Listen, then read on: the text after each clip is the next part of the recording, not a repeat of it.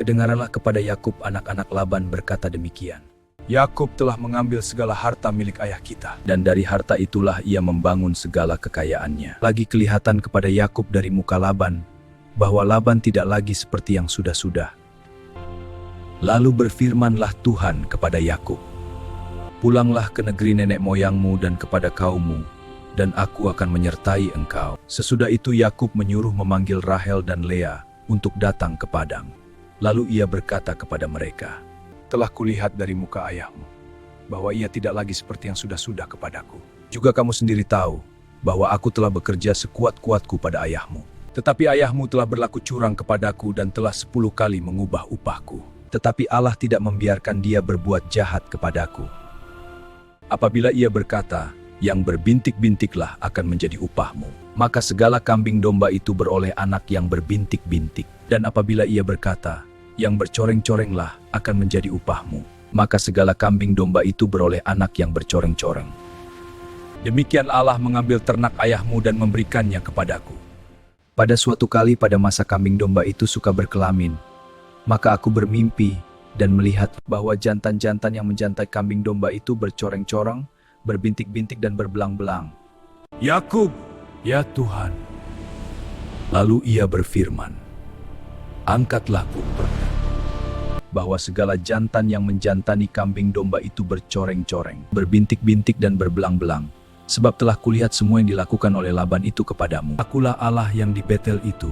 Maka sekarang bersiaplah engkau, pergilah dari negeri ini dan pulanglah ke negeri sanak saudaramu.' Bukankah tidak ada lagi bagian atau warisan kami dalam rumah ayah kami? Bukankah kami ini dianggapnya sebagai orang asing? Karena ia telah menjual kami. Juga bagian kami telah dihabiskannya sama sekali." Lalu bersiaplah Yakub, dinaikannya anak-anaknya dan istri-istrinya ke atas unta, digiringnya seluruh ternaknya dan segala apa yang telah diperolehnya, yakni ternak kepunyaannya, yang telah diperolehnya di Padan Aram, dengan maksud pergi kepada Ishak, ayahnya, ke tanah Kanaan. Adapun Laban telah pergi menggunting bulu domba-dombanya. Ketika itulah Rahel mencuri terafim ayahnya. Dan Yakub mengakali Laban, orang Aram itu, dengan tidak memberitahukan kepadanya bahwa ia mau lari. Demikianlah ia lari dengan segala harta miliknya. Ia berangkat menyeberangi sungai Efrat. Ketika pada hari ketiga dikabarkan kepada Laban bahwa Yakub telah lari, dibawanyalah sanak saudaranya bersama-sama. Dikejarnya Yakub 7 hari perjalanan jauhnya. Lalu ia dapat menyusulnya di pegunungan Gilead. Pada waktu malam datanglah Allah dalam suatu mimpi kepada Laban, orang Aram itu. "Jagalah baik-baik, supaya engkau jangan mengatai Yakub dengan sepatah kata pun." Ketika Laban sampai kepada Yakub, Yakub telah memasang kemahnya di pegunungan. Juga Laban dengan sanak saudaranya telah memasang kemahnya di pegunungan Gilead.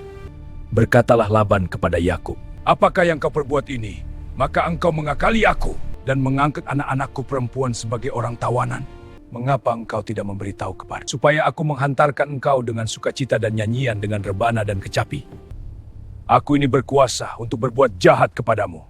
Tetapi Allah ayahmu telah berfirman kepadaku tadi malam. Maka sekarang, kalau memang engkau harus pergi, semata-mata karena sangat rindu ke rumah ayahmu, mengapa engkau mencuri dewa-dewaku? Aku takut, karena pikirku, jangan-jangan engkau merampas anak-anakmu itu daripadaku. Periksalah di depan saudara-saudara kita segala barang yang ada padaku dan ambillah barangmu." Yakub tidak tahu bahwa Rahel yang mencuri terafim itu. Lalu masuklah Laban ke dalam kemah Yakub, dan ke dalam kemah Lea dan kedua budak perempuan itu.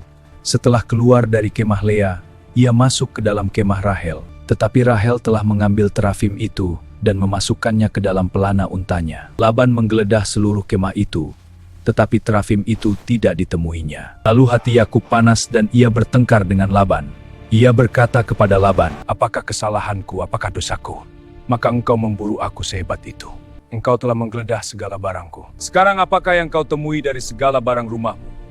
Letakkanlah di sini, di depan saudara-saudaraku dan saudara-saudaramu, supaya mereka mengadili antara kita berdua. Selama 20 tahun ini aku bersama dengan engkau. Domba dan kambing betinamu tidak keguguran dan kambing dombamu tidak pernah kumakan. Yang diterkam oleh binatang buas tidak pernah kubah aku sendiri yang menggantinya. Yang dicuri orang, baik waktu siang, baik waktu malam, selalu engkau tuntut daripadaku. Aku kepanasan waktu siang dan kedinginan waktu malam, dan mataku sulit tertidur. Selama 20 tahun ini aku di rumahmu.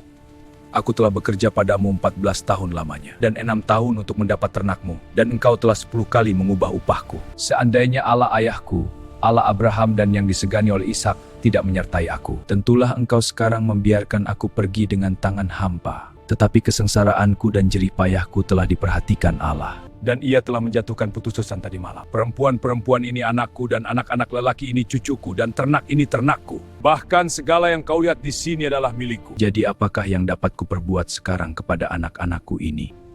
Atau kepada anak-anak yang dilahirkan mereka? Maka sekarang, marilah kita mengikat perjanjian, aku dan engkau. Kemudian Yakub mengambil sebuah batu dan didirikannya menjadi tugu. Kumpulkanlah batu. Maka mereka mengambil batu dan membuat timbunan. Lalu makanlah mereka di sana di dekat timbunan itu. Laban menamai timbunan batu itu Yegar Sahaduta, tetapi Yakub menamainya Galet. Timbunan batu inilah pada hari ini menjadi kesaksian antara aku dan engkau. Tuhan kiranya berjaga-jaga ke antara aku dan engkau, jika engkau mau mengainkan anakku, dan jika engkau mengambil istri lain di samping anak-anakku itu. Ingatlah, walaupun tidak ada orang dekat kita, Allah yang menjadi saksi antara aku dan engkau. Inilah timbunan batu, dan inilah tugu yang kudirikan antara aku dan engkau. Timbunan batu dan tugu inilah menjadi kesaksian, bahwa aku tidak akan melewati timbunan batu ini mendapatkan engkau, dan bahwa engkau pun tidak akan melewati timbunan ini dengan berniat jahat. Allah Abraham dan Allah Nahor, Allah ayah mereka, kiranya menjadi hakim antara kita. Lalu Yakub bersumpah demi yang disegani oleh Ishak ayahnya. Dan Yakub mempersembahkan korban sembelihan di gunung itu. Ia mengundang sanak saudaranya, lalu mereka makan dan bermalam di gunung itu. Keesokan harinya Laban mencium cucu-cucunya dan anak-anaknya. Kemudian pulanglah Laban kembali ke tempat tinggalnya.